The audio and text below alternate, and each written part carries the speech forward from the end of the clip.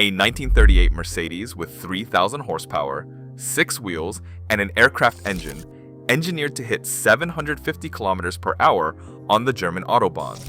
More powerful than most modern supercars combined, decades ahead of anything else on the road. The T80 was designed to outrun the world, but it never got the chance to try. It still exists today, untouched, and no one knows whether it actually could have. Ferdinand Porsche approached every project with the mindset of an engineer unconcerned with convention. By the late 1930s, he had already left a mark on the world of automotive design, his name tied to the earliest hybrid vehicles, the revolutionary Auto Union Grand Prix cars, and the first Volkswagen. Yet none of these prepared the world for what came next. When Mercedes-Benz sought to build a machine that could shatter every land speed record, they turned to Porsche, not for his fame, but for his willingness to ignore limits. The result was not a car in the traditional sense, but something closer to a missile with wheels. The T80 stretched over 8.24 meters, longer than most city buses, and sat low to the ground with a body shaped like an aircraft fuselage. Its form was dictated by a single, relentless logic.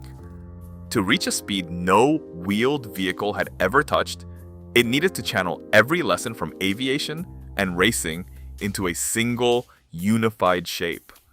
Porsche's most radical decision lay beneath the surface. Instead of the typical 4-wheel layout, he specified 6 wheels, 2 in front for steering, and 4 at the rear, spread across twin axles, all driven. This dual rear axle arrangement was unprecedented for a land speed machine. The reason was pure physics. With a projected weight nearing 2,800 kilograms and an engine promising more than 3,000 horsepower, no existing tire or drivetrain could reliably put that power to the ground. 4 driven wheels at the back maximized the grip needed to launch the T80 down the Autobahn without simply spinning its tires into smoke. The chassis itself was a latticework of steel tubes, braced and reinforced to withstand forces far beyond those faced by any race car of the era. Every dimension, every angle was calculated to balance stability, strength, and the absolute minimum drag. The cockpit, set far forward and fully enclosed, gave the driver a view more like a fighter pilot than a motorist. This was not just a car. This was a precision instrument built to chase the edge of what was possible, the product of a mind that saw no boundary between road and runway. Bolted deep within the steel lattice of the T80 sat a Daimler-Benz DB 603 aircraft engine, a V12 powerhouse designed for Messerschmitt fighters, never intended for a car of any kind. Engineers reworked the DB 603 to deliver nearly 3,000 horsepower on the ground, channeling the force of flight into 6 wheels.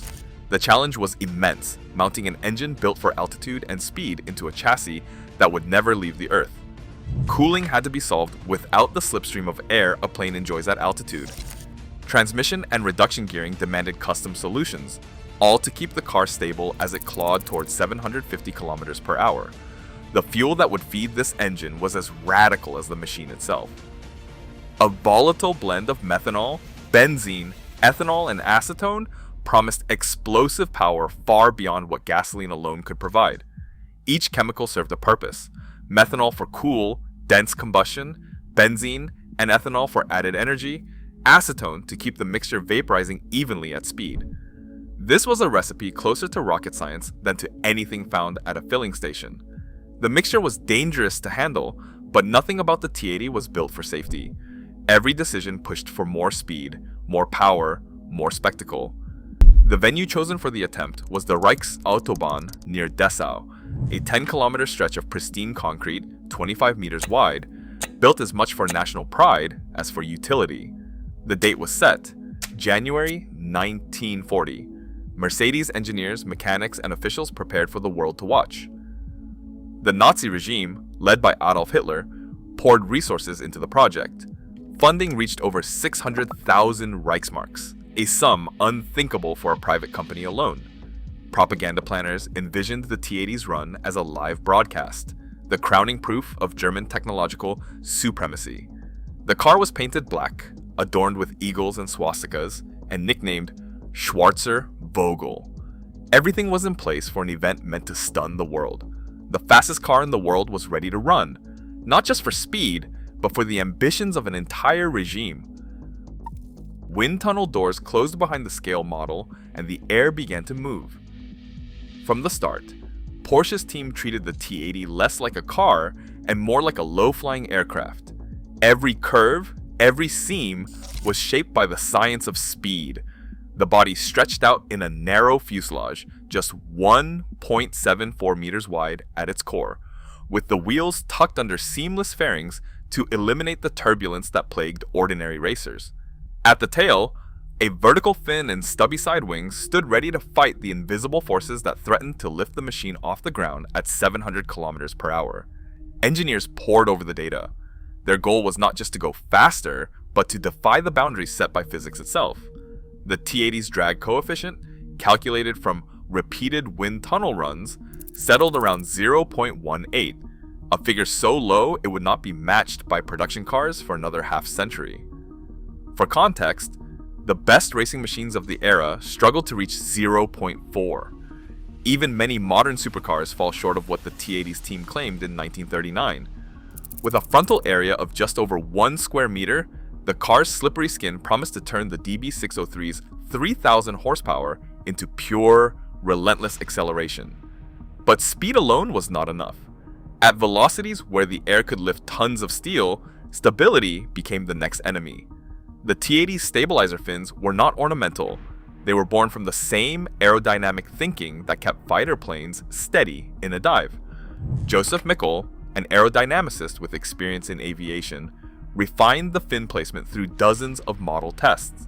The result was a car that would not just slice through the air, but hold its line, resisting the yaw and lift that could spell disaster at over 600 kilometers per hour. Inside the wind tunnel, the numbers told a story of confidence. Engineers believed that, given a straight road and a willing engine, the T80 could reach 750 kilometers per hour. The optimism was not reckless, it was calculated, built on data and the hard-won lessons of both racetrack and runway. At the edge of the 1930s, the T80 stood as proof that German engineering could produce a machine so advanced, it seemed to belong to another era entirely.